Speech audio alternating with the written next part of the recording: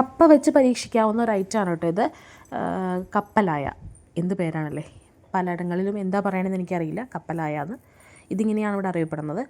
ഇത് കപ്പ നന്നായിട്ട്, പച്ചക്കപ്പ നന്നായിട്ട് കൊത്തി അരിഞ്ഞ് ഇതുപോലെ അരിച്ചെടുക്കണം കേട്ടോ. ഇതിൻ്റെ നൂറ് നമ്മൾ കളഞ്ഞിരിക്കണം. അതിൽ നിന്ന് വരുന്ന വെള്ളമില്ലേ, അത് മസ്റ്റായിട്ട് നമ്മൾ കളഞ്ഞിരിക്കണം, അല്ലെങ്കിൽ അത് മത്ത് പിടിക്കും. കട്ട, മത്ത് എന്നൊക്കെ പല സ്ഥലങ്ങളിൽ പറയും.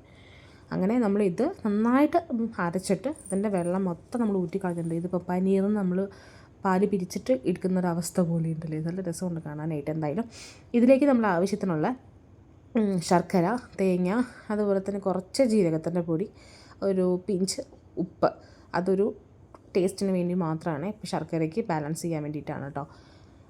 പിന്നെ ഇല വെട്ടിയെടുക്കുക. ഇല വാഴയിലയാണ് ഉദ്ദേശിക്കുന്നത്. വാഴയില വെട്ടിയിട്ട് നമ്മൾ ഇഡ്ഡലി ചെമ്പിൽ ഇതുപോലെ ഫോൾഡ് ചെയ്ത് വെച്ച് കൊടുത്താൽ മാത്രം മതി. സംഭവം കിടുവാണ്. പിള്ളേർക്കൊക്കെ കൊടുക്കാം. കപ്പ കഴിക്കില്ല, ഡയറക്റ്റ് കഴിക്കാത്തവർക്ക് ട്രൈ ചെയ്യാം. അപ്പോൾ ഓക്കെ, ബൈ.